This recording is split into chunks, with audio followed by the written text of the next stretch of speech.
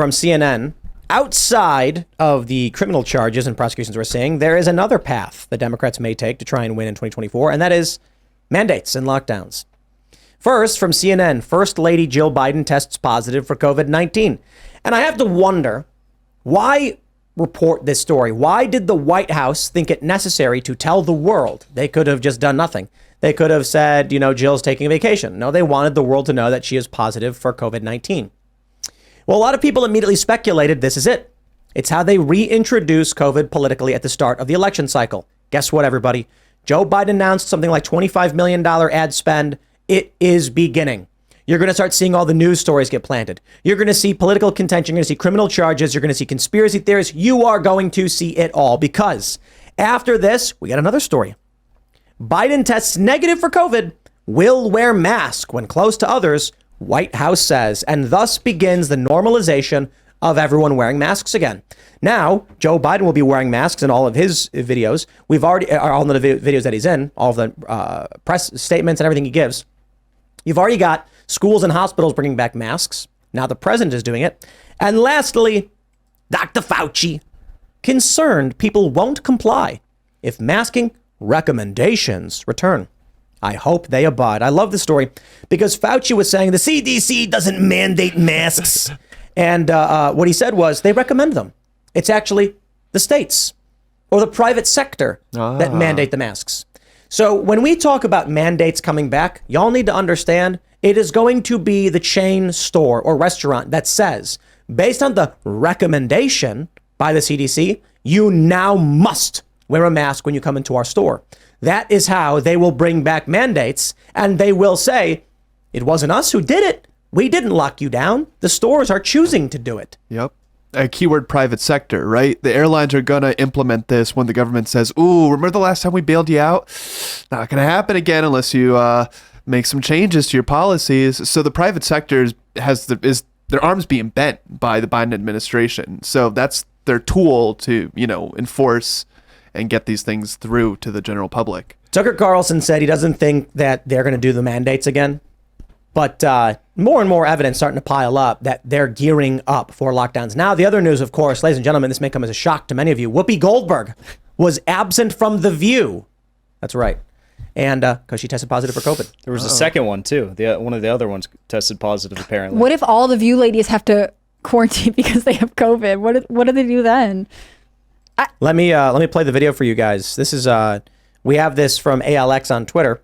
Listen to the reaction by the audience of The View when they get the news that Whoopi has COVID and Joy Behar claims it's back. As you can see, Whoopi is not here. She has COVID. Yes, it's back. It's back. It's back. But she's on the mend. She's on the tail end, and she'll probably be back this week. But sorry she's not here. For those of you who are looking forward to seeing her. It's back. It never left. It's endemic. It's back. Like they made a point of saying it was endemic, like it's here forever. So there it is. I just feel like the culture war is divided amongst people who seek out information to challenge their views, for the most part, not always, and those who desperately don't want their views challenged at all and just want to be told what to do.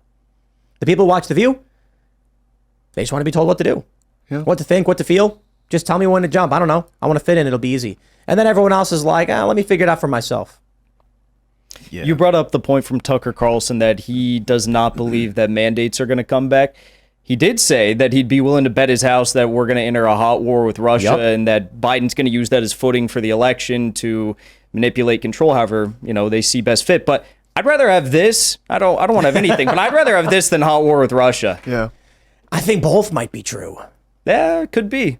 I mean, if we get involved in hot war with Russia, hold on, let's slow down. Even Tucker did say, we are at war with Russia, that we understand, but like a formal, actual confrontation, full scale or whatever, if that is to happen, that's what they'll do to try and win. Yes. And if that does happen where Biden comes out, there's going to have to be some kind of attack on America. It's going to have to be whatever may be a legitimate, maybe a false flag. I'm just saying before the U.S. can actually formally engage in any way, I'm not saying formally declare, but engage, there's got to be some public support that results in a lockdown. Mm-hmm. They will have to control things with an iron fist in this country if they're going to engage in direct conflict with Russia. But I don't know if they can. I mean, if that was an audience of just average Americans, when the ginger lady, when she said, it's back, you would have heard average Americans laugh. That's what you would have heard. That's not your average American right there. So how do you impose that if most of America is not on board? I guess it's a question of, will enough people just ignore it or not? Are his fears correct?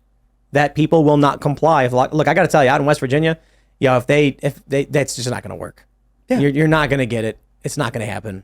They can try.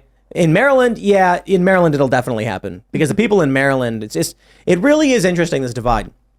There are a lot of people in Western Maryland who are, it's MAGA country.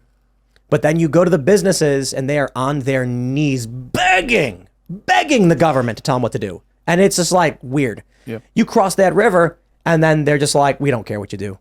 It's just very different cultures that live next door to each other. Perhaps it's because, Baltimore, more resources, more money, more likely to be enforced. People are terrified. Mm-hmm. West Virginia, you're not really going to see heavy enforcement. So people just do whatever they want and say, I don't care. Do something. Yeah. When during the lockdowns and the mandates, I went to Maryland's Panhandle. There was a bar in the middle of nowhere and they had a sign on the door being like, masks are required as per state like regulation or whatever. And then you walk in, no one's wearing a mask. And the bartender's just like washing a mug and he's like looking left and right, like, shrugging like, whatever, dude. Nobody cares. But the closer you get to DC, the more the businesses are terrified, screaming at you and kicking you out. I think it happens. I like they want a lockdown. The conservative boomers during the mask mandate period because I knew so many who would wear like a mask off their ear and be like, they said I had to wear it, but I don't want to. Like there was this funny resistance around. There were certain people who complied. They wanted you to wear 4 masks, and then there were other people who were like, "This is dumb, and I don't want to be doing it." And how effective can these masks really be? I think some of the issue will come down to the state governors. I think one of the reasons we all know Ron DeSantis' name is because he was like, "Yeah, we're not doing this," and he deserves a lot of credit for that. I think this time around, if there were to be some sort of pressure for mandates, there would be a lot of governors who now see that if they say no, they are putting themselves in favor of the majority of their constituents. It's all about the vision. In the lead up to 2020, East Tennessee did not look like Portland. There was not the same protest there, and it's all about the vision. And this time they're probably going to have some sort of a lockdown or mandate or whatever, but it's going to be by area to create the vision and just cause unrest and chaos right before the election again. Mm-hmm. I'd love to see the inter-U.S. migration change too. Like if there is a second lockdown, that was one of the biggest trends. I mean, U-Haul was constantly reporting this, that the places people were leaving were places that were more interested in enforcing mandates. I mean, this could be a way that especially rural states see a population boom that they are not expected to get. But it's very hard to, with the economy the way it is and these interest rates, how are you supposed to leave right now? I'm not saying it's easy. I'm just saying there are people who will be like, I'm not doing this again. This is worth the investment to move. I think it was very easy to say that the first time around with the housing market just being an absolute boom. Sure.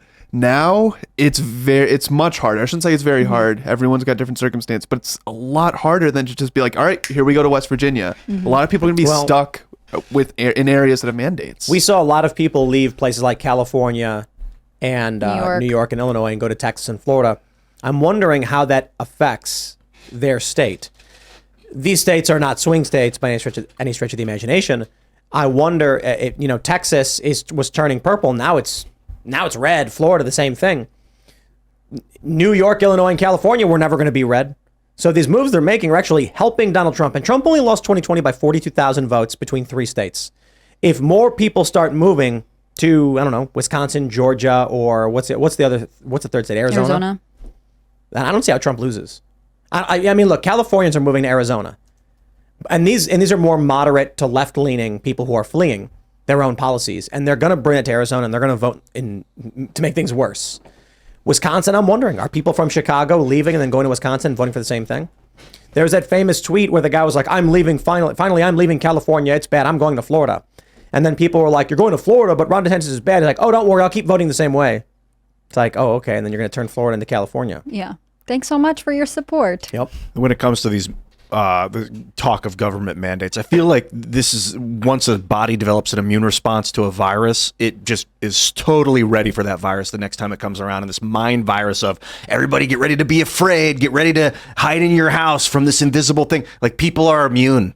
It doesn't mean that we're impervious to it, but people are done with it. They're done with the bullshit. They're done with being told what to do. They're done with fucking sitting in their house being told they can't go outside. They've had it. It is permanent. This society is resilient. I'm not convinced. I witnessed it when you go to when I would go to DC or Frederick in Maryland, and you would see these businesses drop to their knees in 2 seconds. Perhaps the people who moved feel the way you're describing it, Ian. But now those people are in Florida, and they're in Texas, and they're in West Virginia. The people who stayed are going to do the exact same thing. Govern me harder, Daddy. I was very positively influenced by being at the airport and seeing how few people actually had masks a couple of weeks ago. Yes, but there's no mandates at There the was airport. like 6 people. There's no mandates. I was at the That's Library right. of Congress today, and they have the big rotunda where, only researchers are allowed. No one's really allowed in there with all the books and documents and stuff. There was only 3 people in that massive area. These are supposed to be like smart, intelligent Ivy League people that get to go into that room. 2 out of the 3 had masks on. So bizarre. It's insane. Every one of those people on The View, they're saying, oh, no, the mandates are coming back, COVID's coming back.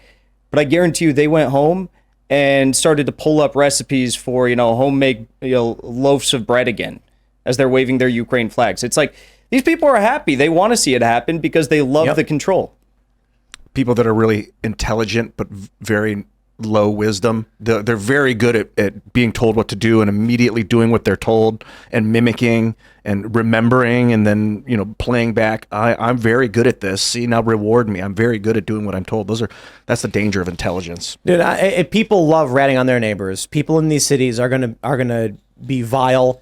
They're going to join the mob, and if the mob says mask, they're going to say mask, and then they're going to celebrate anybody who dying who doesn't. It's tough to make this conversation from the top, I mean, just a top down, like talk about other people. Because I think people, my guess is that if anyone feels as remotely as fed up with it as I do, that there's no way in hell this is going to get off the ground again. I barely had to touch the masks. The last 3 years. People didn't like it in the first place. Yeah. But they thought they were doing good in the first place, and now they know and they there was weren't. fear. I mean, people were told if you come anywhere near your grandmother, she'll immediately die. That was like insane amount of information. It's not even that. It's that the government came and issued fines and arrested people. A woman who is selling her products from her store on the internet, on Facebook, had the cops show up and threaten her with charges unless she stopped doing Facebook Live. The reason these people cave and gave up is not because they all of them are celebrating. It's because these cops are going to come and they're going to beat the crap out of you. There's a salon. How many salon owners? Like 2 or 3 got arrested. A guy giving haircuts in Michigan got arrested. A woman in what was it? She fled Minnesota to Iowa, and then the sheriff tracked her down and arrested her because she opened her coffee shop during lockdowns. There will be some people, but that terrifies people. So you go to these big cities where it takes one guy to destroy your life by destroying your business, and these people will drop to their knees in 2 seconds and say, we will do whatever you say, government. Except the government really fucked up last time. The cops going in there, it pisses me off so much, I dude. get it, man. The cops would go in there and be like, you can't open your business. People would be like, yeah, I can. And they'd be like, no, in fact, we're doing what's good for you. We're shutting your business down. The person's like, no, I'm out of money. The cop's like, good, we've done our job. Like, that doesn't, you can't do that to someone twice. You cannot. You've already shocked everybody awake. Yeah, but the cops either quit or fired the ones that were on the side of freedom, I'll say, right? I mean, we had mandates not just to wear masks, but also to get the vaccine. So it's like a lot of people said no, and they lost their job over it. Those cops are gone. We don't have them. The cops that are still employed are ones that are just doing it for a paycheck or said, yes, government, I'll do whatever you want. Like, look at these videos of how they arrest these J6ers. It's like there's just like a dude, there's like a video of a guy going to a grocery store or something, and they run up with like rifles pointed at him. Mm-hmm. Like, dude, these are drone Gestapo morons working for these agencies. They don't care. They don't know. It feels good to be in charge of you. It feels good to them. I mean, these are people who are not satisfied by their own accomplishments, or they're satisfied by feeling like they can do whatever they want to you. So what ends up happening is you get a small business and they might say something to you like, I really hate it, but I have no choice. They're going to fine me. That's what everyone kept saying. And I see this now. We talk about it quite a bit. James O'Keefe had a really great tweet and he posted it on Instagram and he said, you are responsible for whatever life your children inherit. That all of these people who are saying, I can't stand up for what I believe in because I have kids and they're putting my kids at risk, then you are directly responsible for what the lives your children inherit. When they are living under the boot of communists who are laughing at them, the party members who get special favors or food, it's going to be because you allow this by saying, I'll just comply.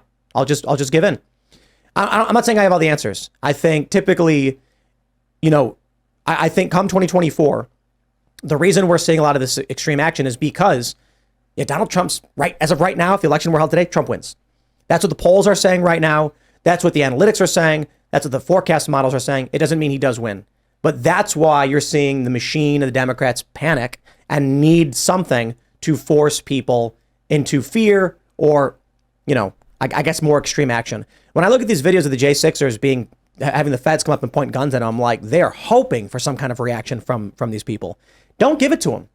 All you got to do is just make money, succeed, push back and resist where you can, and then make sure you're spreading the word as much as possible. There are a lot of people who are like, there's this weird game where they're saying, Tim's saying not to do anything. No, I'm quite literally saying resist where possible, succeed, make money, build influence, build culture, and then come 2024, get everyone you can to vote in overwhelming numbers. Trump only needs 42,000 votes, and Biden's going to lose a lot more than that. That's not a guarantee that Trump fixes anything. It's not a guarantee that Trump actually comes and saves the day at all, but it is a start. I think that's what they fear. That's why they want a reaction, and you can't give it to them. Yeah, we got to govern ourselves outside of politics. That's for sure. Ian, I got a question. If you've been traveling a lot all over the country recently with, let's say for this year, so far in 2023, what happens if they start they bring back mask mandates for trains and planes? I'm curious to how you'd handle it, because it would derail your life or you'd have to comply. Well, I try not to answer questions with premises I don't agree with. And I feel like accepting the premise that there's going to be a shutdown just makes it more likely. Well, shutdown's different from mask mandates. I'd just stop flying. I'm about ready to stop traveling anyway, but yeah, I'll just completely stop. Or fly private only. A COVID lockdown is very different from mask mandates. The mask mandates seem very likely. There are still businesses all over Maryland with signs saying you must wear masks. And those colleges in Atlanta were like, please put a mask on. I mean, right. Some institutions are already rolling it out in some capacity. So it doesn't seem impossible that it'll spread. I just think it'll be very regional. I think that there will be, certain sectors of the country that say yes and certain that say no. And, I hope that everyone gets to live in a community that reflects their values. And I think Tim's totally right. It's sort of like testing the boundaries. There's going to be a push to see what you will be okay with and what your reaction would be. And you have to just stay in control as much as possible. It'll be interesting because I think if the Biden already saying he's wearing masks, it does please a lot of partisan liberal types, but it will push away moderates and independents. So in that regard, I don't know how this plan is ultimately going to help them unless they're using it to ramp up some kind of new, expansive voting policy for 2024. It is kind of late, though. We're a few months away from 2024, and the election cycle's already begun. So any rule changes will have to come really quick. They could do it quick. Yeah. New Zealand, Australia, whatever, they had those COVID camps in blink of an eye. Things could change very quickly. Thanks for watching this clip from the Timcast IRL podcast. Hang out with us live Monday through Friday at 8 p.m. and become a member over at timcast.com for uncensored, members-only shows exclusive. Thanks for hanging out, and we'll see you all next time.